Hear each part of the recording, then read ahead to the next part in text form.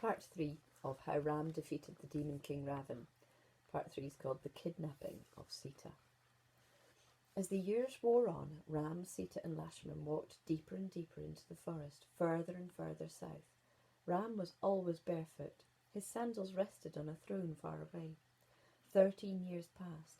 The banished Ram and his loving companions were now in the heart of the dreaded Dandaka forest.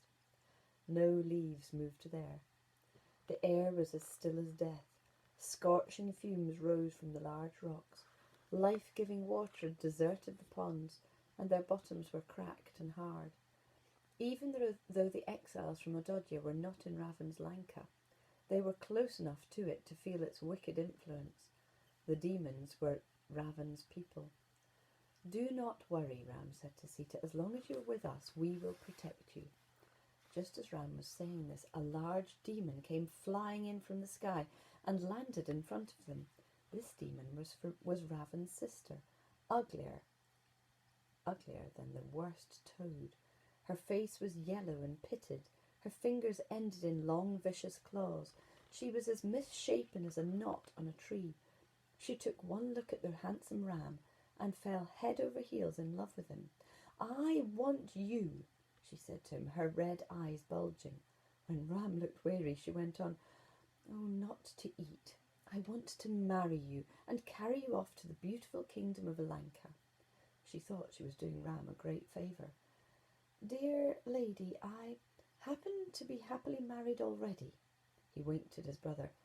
"Perhaps this handsome youth here, it is you I want, and you I will have," Ravan's sister screamed out as she jumped towards Sita with her evil claws stretched out. But Lashman was too quick for her. He raised his long knife skywards and brought it down in such a way that it cut off her ears. Yelling at the top of her voice, the demon ran away into the depths of the forest. She went to the man Ravan had appointed general of Dandaka forest. Help me, general," she cried. "A wretched human has insulted the great Ravan's sister."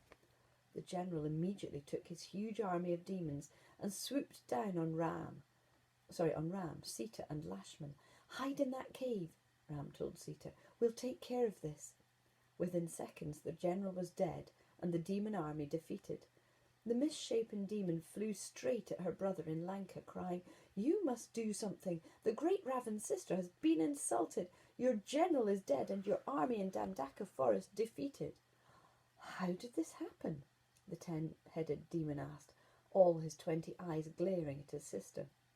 "Humans are the cause of it," she said, and began to tell her story. When she touched upon the subject of Sita, Ravan became more interested. "So," he said, "what does this Sita look like?" "Oh, she is beautiful, much more beautiful, in fact, than any of your wives. She has soft golden skin and large eyes, very long hair and a tiny, tiny waist. She's like a flower in its first bloom." Ravan decided that he wanted Sita. "This situation demands immediate action," he said. "Ram needs to be punished, and the best way to punish him is to take Sita from him." Ravan planned to get help from his clever demon uncle. "I want to arrange a kidnapping with you," he announced to his uncle. "If you could assume the form of a golden deer, you would be able to lure Ram away. I will take care of his brother Lashman and his wife Sita," he added, with a smirk on all of his faces. Moments later, a golden deer with a blue face and a pink belly appeared in the forest. "What a beautiful creature!" exclaimed Sita. "Could you catch it for me?" "I'll be back in a moment," said Ram. "Stay close to Lashman and no harm will come to you." The deer leapt further and further away as Ram kept chasing it.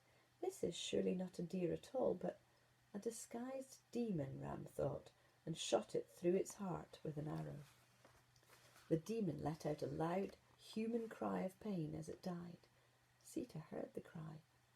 That was the cry of a human in pain. "It must be Ram. Please, Lashman, go at once. My husband needs you." "I cannot leave you," Lashman said. "You will let your brother die in pain, then?"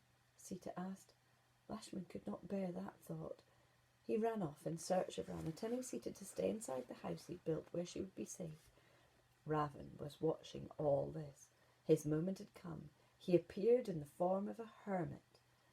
A hermit, somebody who doesn't speak to anybody and maybe is a bit old and decrepit looking. "Give a poor hermit some food," he begged outside the house. Sita's kindly heart made her say, "I shall come outside in a moment." The minute she stepped outside, Ravan fell upon her and carried her off to his chariot of the skies. Ravan's chariot was as large as a city, with hills and ponds and pools and crystal palaces enclosed by an ornate balcony. It was gold-coloured and covered with lights of rainbow colours. It was drawn by a team of 1,000 horses, though it could fly through the skies without them as well. With Sita on board, Ravan's chariot began speeding south towards Lanka. And that's the end of the third part of the story. I'll read the next part in a new video.